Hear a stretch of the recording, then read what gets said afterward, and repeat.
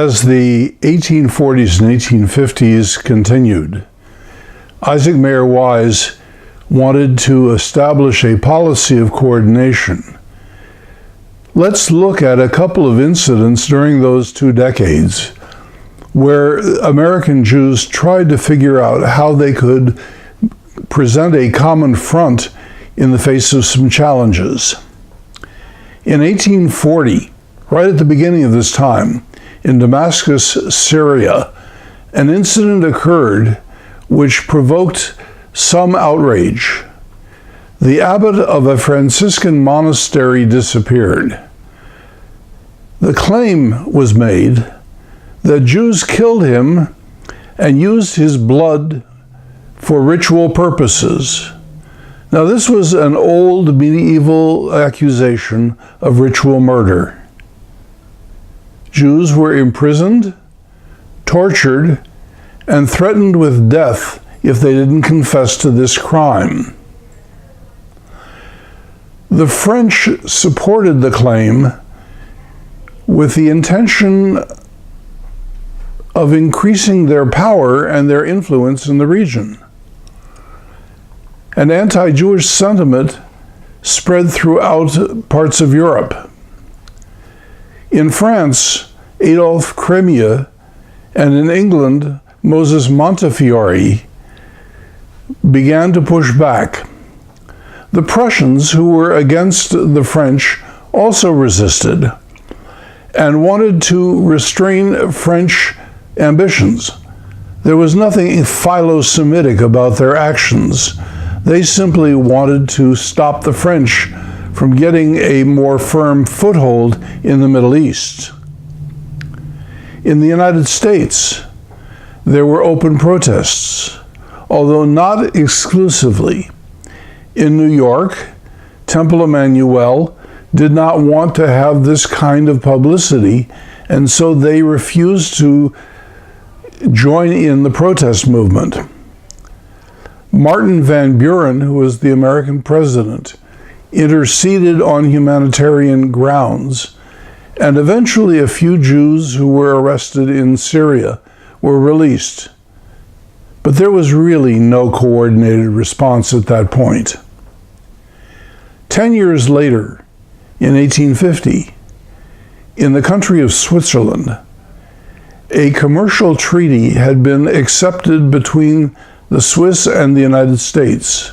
Now, there are 22 semi-independent cantons or states in Switzerland, and the treaty allowed individual cantons the right to restrict commerce based on religion. In other words, somebody who had a particular religion would be forbidden to trade in that canton.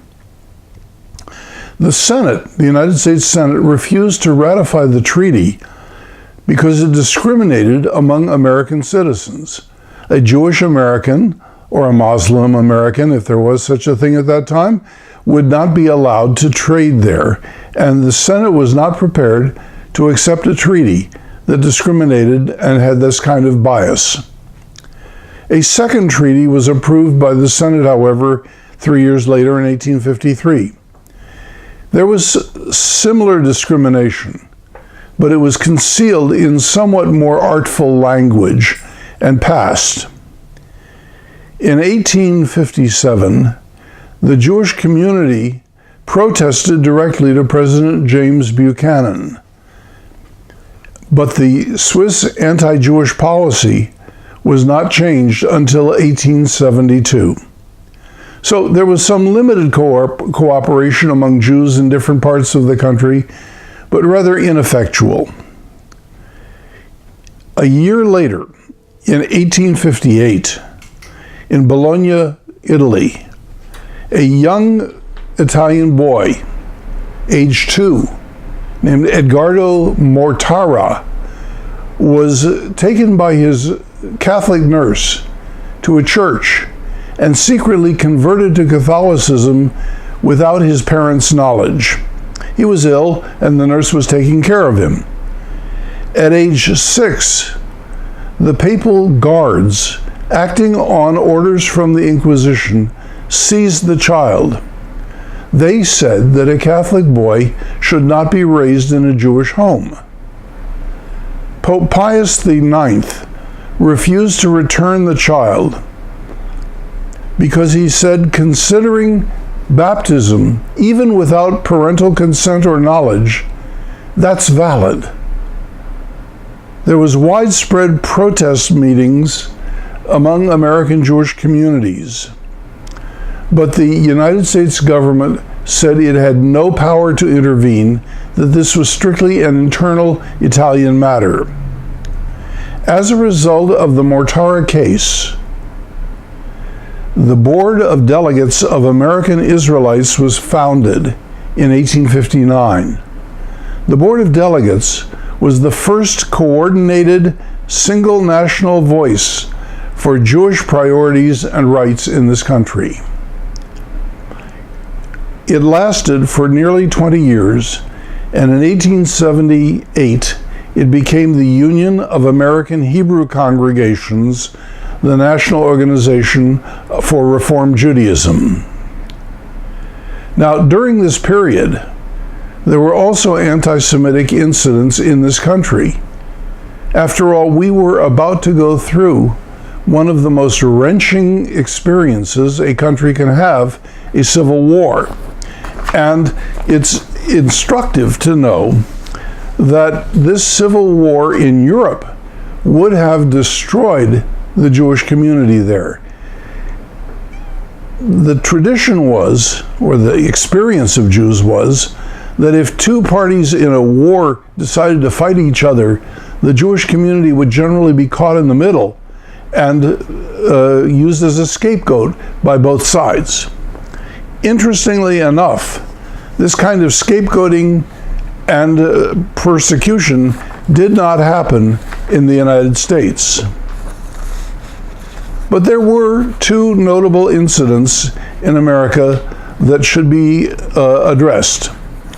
One was a controversy about whether there could be a Jewish chaplain for the American Union Army. The 65th Pennsylvania Regiment of the 5th Cavalry had many immigrant Jews from Philadelphia. The commanding officer was a Jew named Max Friedman, and Michael Allen was elected as chaplain by the officers. Even though he was a Jew, he served all denominations. But some evangelists representing the YMCA argued against this moral decline, which they said was caused by non-Christians. They discovered that Allen was a Jew and opposed his appointment.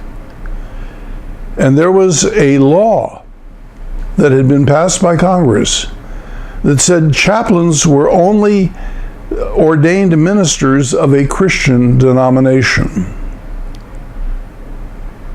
A test case was arranged. Rabbi Arnold Fischel was appointed as a chaplain, and Jews began to protest this discriminatory law as a violation of religious freedom. This was a blatant discrimination against some Americans who were serving, sometimes with great bravery, in the military. It deprived Jewish soldiers of the comfort and support that they were entitled to. And the argument was made that if you could discriminate against Jews in this way, who would be next? This was a slippery slope. A Jewish delegation met with Abraham Lincoln in December of 1861. Lincoln said he could not contravene the law, but he committed to seek an amendment to this law. And finally, Congress agreed that Jewish chaplains would fit within the definition of being ordained, even in some Christian denomination. Now, that's rather strange, but that's the way they worked it out. This was the first major victory in a case involving specifically Jewish rights and interests. And from that point on, there were Jewish chaplains in the military. The most egregious incident is known as General Order Number 11. Now, what happened? There's an area of northern Mississippi, Tennessee, and western Kentucky called the Army of the Tennessee. In that area, trade in cotton had been authorized between the North and the South. Lincoln said that it was necessary to provide cotton so that northern uniforms could be made in northern factories.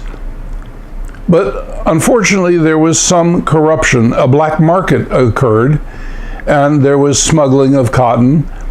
Some of the traders may have been Jewish. Some of them were certainly not Jewish. But Major General Ulysses S. Grant, who was responsible for this area and for trade licenses, commanded the Army of the Tennessee. He was trying to conquer the city of Vicksburg, and problems with trade and smuggling got in the way. He was frustrated by all of this. So in December 17 of 1862, he issued General Order Number 11 in Holly Springs, Mississippi.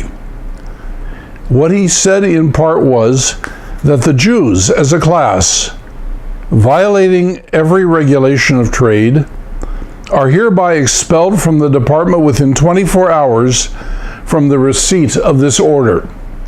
And there was no appeal to this. He kicked out all Jews, no matter whether they were involved in the trade or not. There were protests, widespread protests in northern communities directly to President Lincoln. A man named Caesar Caskell of Paducah, Kentucky, because Paducah was right on the border of the Ohio River, and it was an affected community.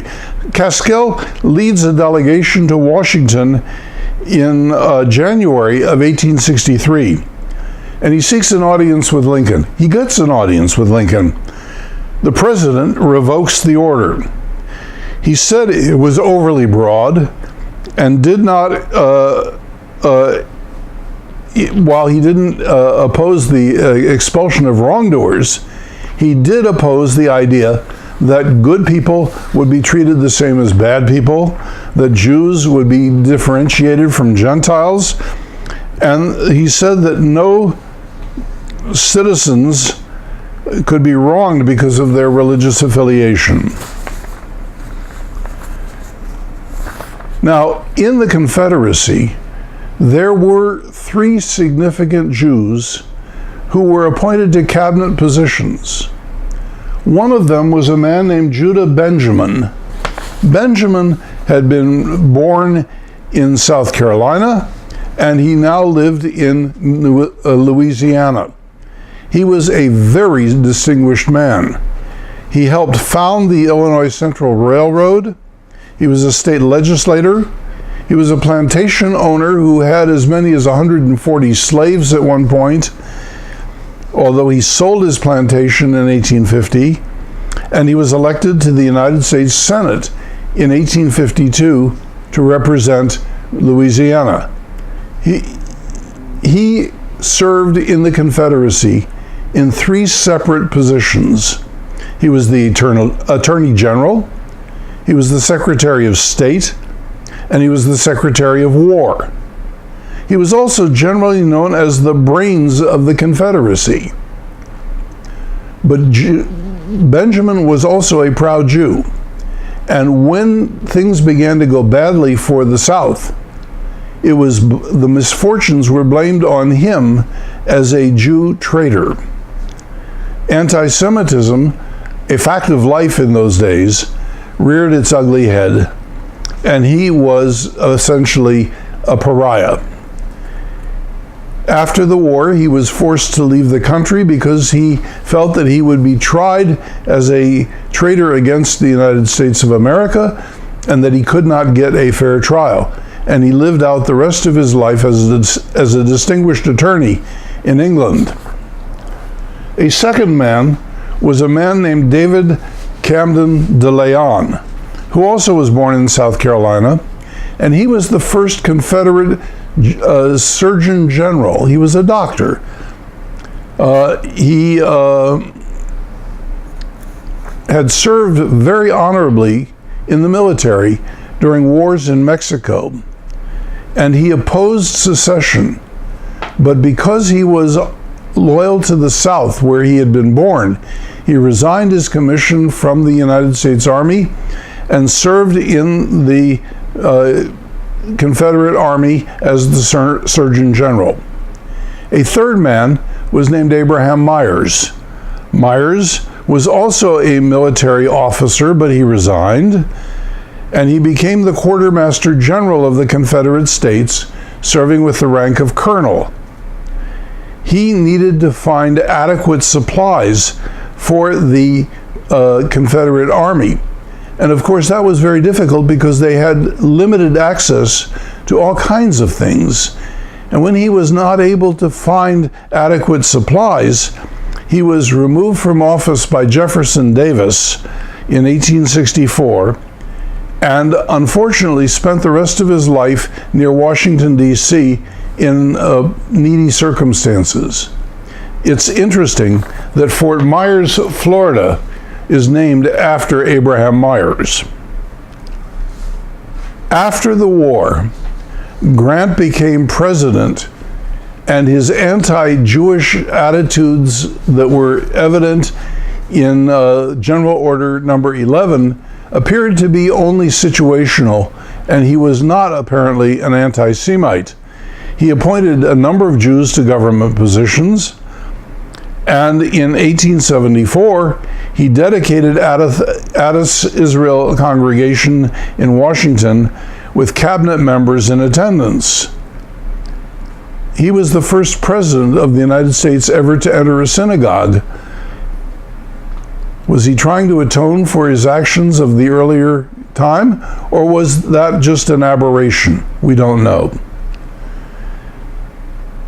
Jews served during the conflagration, during the Civil War, in a number of places. Jews enlisted in the North, and they enlisted in the South. A man named Simon Wolfe wrote a book, American Jews as Patriot, Soldier, and Citizen, in 1895. And Wolfe's book tries to detail the record of American Jews, person by person, in all of the units in which they served. He was responding to rising anti-Semitism and xenophobia and nativism in this country by saying, look, Jews were as patriotic and as American as anybody else. He defended the Jewish rule as loyal Americans. He lists thousands of Jews who fought on both sides. It's mostly accurate, but archival research in Simon Wolfe's time was not as accurate as it is today. On the other hand, he had still a number of veterans to whom he could talk first-hand reports. So, for example, he listed 108 Texans who fought in the Confederate Army. A more recent book, Lone Stars of David, lists 186, with 11 Jews killed in action. The impression one gets from reading Wolfe and other books is that Jews enlisted in the military in somewhat higher percentages than other people, but there are really no data. From the overall picture, one gets the perspective that the Civil War was an unwelcome interruption and diversion for Jews from the major goals for most of their immigration. As soon as peace was declared, they returned and went on with the process of settling in, making a living, and becoming Americans.